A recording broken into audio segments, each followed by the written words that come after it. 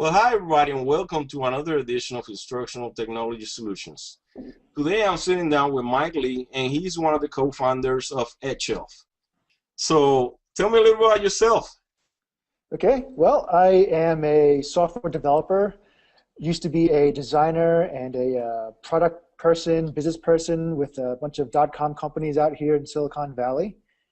And I've always had an interest in education, more from a standpoint of wanting to change the world and do something really grand and great for society, to do something to improve things for our kids, our next generations, and stuff like that. And so I thought about creating a charter school one day, a whole new school system, kind of new model. I looked into that, talked to some people, and found out that it was a pretty monumental task. My background being in software was a bit of a disconnect, a bit of far reach to get to that level. So in my research and in my travels and stuff, I talked to a lot of educators, talked to a few teachers, and met a couple who started brainstorming with me about other ideas we could do, something software related, online, mobile apps, that kind of stuff. And it was from there that we kind of led into EdgeShelf. Kind of came from a talk with two teachers who went out and talked about all all the great tools they were using, all the great things they were finding out there, and then a lack of tools that they could find. Like they just weren't finding enough things in a certain category. And as we discussed it and talked, we realized there were actually tools that did solve problems they had out there. They just didn't know how to find them. So in those little small discussions in a coffee shop somewhere, we realized, hey, there's a need for something that will let educators know what are good, effective tools out there in this huge universe of growing educational apps. And if you guys have ever tried doing a search on iTunes for educational apps, there are about 20,000 apps there right now. There are roughly 20,000 or 30,000 on Android. There's thousands of websites. There's a lot of educational websites, apps, software out there. And it's hard to know what's good, what's bad. Typically, in any kind of new revolution of technology like we see right now, there's a lot of noise and little signal, a lot of good, not so good stuff, and some great things. And to help find those great things, to separate the signal from noise, we believe is something we can solve by getting the power of the people, by basically having educators write reviews, rate these tools, and even curate them too, to highlight their favorite offerings. We thought, that would be the best way to show what's really good out there, getting their actual background and their actual experience in using something in the classroom, and having them say, I use it this way. Here's examples of how I've used it with screenshots, videos, that kind of stuff. We thought that would be a great way to highlight what's actually effective out there. And this would be helpful not just for educators, but for parents too, people who have kids, anyone who is teaching somebody else, we think could use a service like this. And that's what led to EdgeShelf. Great. That's a really good background story on how you guys formed the company. So what has been your biggest challenge in launching EdgeShelf so far? Let's see. I would say it would probably be in trying to get a handle of all the apps out there. Like I said, it's a big number of apps. Right now, we ask educators to suggest apps to us, and thankfully, they are suggesting so many that we are having a hard time trying to keep up with all the great suggestions. So I'm sure a few of them out there know that we're falling behind and all the suggestions are coming in. We have ways to improve that and make that faster in the future. But there is so much out there that sorting through all that and choosing the right rubrics to determine which ones are actually useful is always an interesting challenge. We enjoy that challenge, to be honest. To us, it's a matter of looking at different social signals to determine which ones are the best signals. So for us, we ask ourselves, is it a rating? We have a feature that allows educators to add tools to a collection. So is that a good signal? Is a mention on a random another blog post or a Twitter tweet somewhere a good signal? Are there signals we can use outside of EdgeShelf to also add into our overall algorithm? Stuff like that. There's a qualitative and quantitative analyses that go into this as well. So it's a pretty hefty challenge, but it's a fun one to look into. even more complicated is there are many different types of tools and categories of tools out there. They fall into not just subject-based categories like math, science, English. They also fall into what types of tools. Is it a video creation tool? Is it a lesson plan creator? Does it help people with communication on phones? Is it a social network? There are so many things out there. So trying to find the right ways of measuring each one for effectiveness and personalizing it so that it's actually a personal recommendation for you and your specific background is a challenge, but it's something that we are working on right now, and we have prototypes that solve it pretty well. It's a matter of fine-tuning them and getting them out there to all of our users. That's good stuff. Now, what about the service itself? I understand it's in beta testing right now, but when are you guys going to be releasing your public release so everybody can join it? Very soon, very soon. We're working on it right now. We're feverishly working day and night, weekends, to get this service out there and out of beta and officially in your hands, open for everyone. Right now, you can still come on the site, anyone can, and create an account and use it. But a lot of features are still in progress. So once we come out of beta, it'll be nice and official. So it's coming soon, real soon. That's good. I know you don't want to tell me, but that's good. What about apps? Do you guys have plans on developing like actual native Android apps or iOS apps for Edshelf? We do. There's a slight twist to this. Apple just released some guidelines that may disallow apps that contain other apps and sell other apps into the iTunes App Store. So we're still looking at that to see how that affects us and other people in a similar situation. But if we can, we will have them. Android, iOS, and definitely a mobile web app. So if anything else, you can access Edshelf through a mobile web browser like Safari or Chrome on your phones and get everything you need.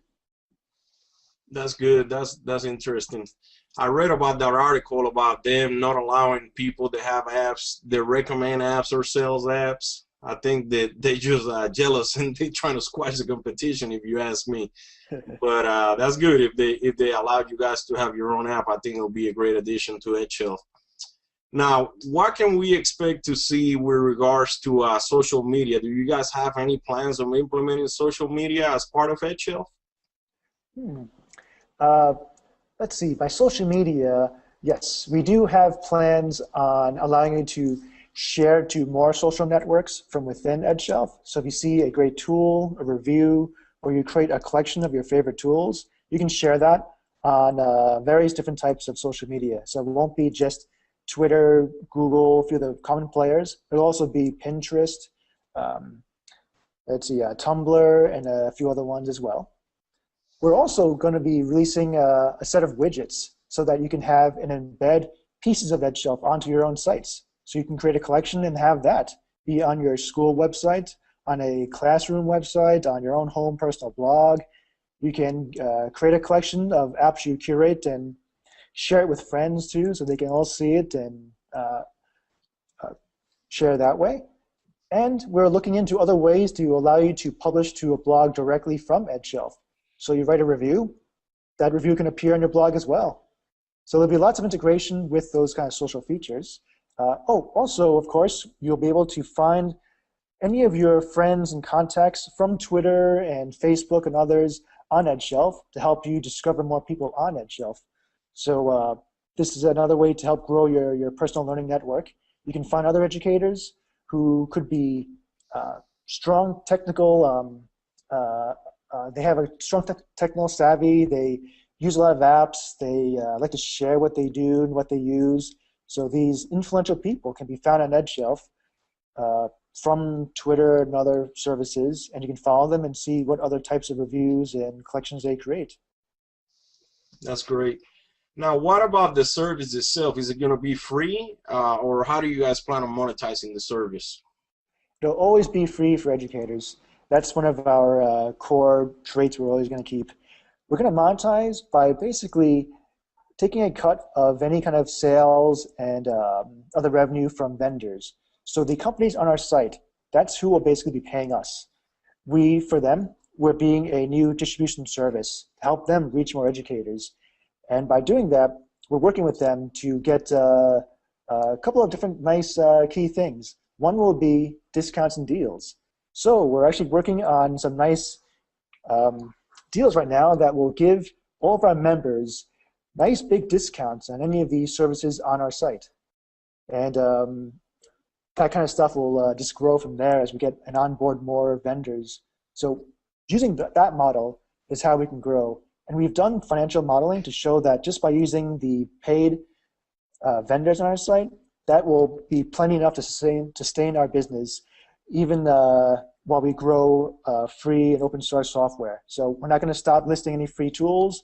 People love them, and we're going to keep on growing that section. And there are people who do buy tools, so that volume is enough to keep us as a growing business. You know, that's interesting that you mentioned the open source, because, you know, I'm a big proponent of open source. So it is good to hear that you guys are considering, you know, featuring open source tools. There's many tools out there that are open source, and educators love free. So that will be a great way for you guys to establish a good mix between the free and open source and paid apps as well. Now, how do people get in contact with you guys to either suggest new features or to give you feedback about EdShelf and what they would like to see on the site? Well, we love feedback. All of our features have grown basically from feedback. So to contact me, you can send me an email directly at mikelee@edshelf.com or send a tweet to us at edshelf right on Twitter. Both ways, I check all of that stuff. I read all of that. We do listen to feedback very often. For instance, collections largely came from feedback. That was a feature born from our own users, as well as a future feature where we will have and allow people to add their own tools to the site directly without having to wait for us to add a profile page and all that kind of stuff. You'll be able to add a link and a whole little icon, all that kind of fun stuff right to EdShelf yourself. That's also a feature that's been highly requested and will be coming soon. So that kind of stuff is what we need you guys for. Like, give us feedback. Let us know what you want to see, what we're doing wrong, what it's not working for you, and we'll work to fix it. Now, what about a system where you guys identify who are the most sought after collectors on EdShelf? Like kind of like a ranking system of your biggest collectors, the ones that people will definitely want to follow to see what apps are they using. Are you guys planning on doing something like that? Yep, we sure are. We're working on a leaderboard kind of a system to show top people who recommend or build collections or write reviews or that kind of thing. And we're even separating it out by categories and by grades and stuff like that. One of our new sections of our site coming in a few months will be an Explore section. It's basically a way to see not just tools out there, but recommendations tailored to you specifically, as well as content. So we'll be finding and highlighting the best content out from around the web about choosing technology, using it in the classroom or home, and bringing it to EdShelf. So you can come here and see articles, even videos, podcasts, other things to help you to better learn about how to use technology in a classroom. Because once you have technologies that you found from EdShelf, the next battle is how do you use it? So we'll be highlighting those kinds of articles and information as well. Great. Well, hey, Mike, it's nice having you. You know, I mean, I always enjoy talking to you, and thanks again for coming on the show. Do you have any closing comments for people watching this video? We are thankful for all the feedback we've been getting. Again, I want to iterate that we love hearing from you guys, good or bad. Please let us know what we can do to help you out. And we're really excited to serve a community that is so giving and sharing.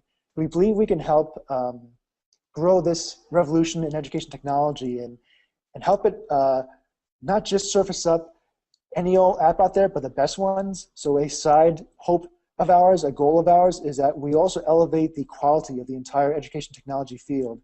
By showing the best players, the best tools out there, you're going to push them all to say, oh, well, if those guys are good, I better up my game and be better as well. And we're already seeing that right now. We're already seeing that tools that are based on a solid educational theory background that actually use and understand things like Common Core, educational theory, how to actually effectively teach.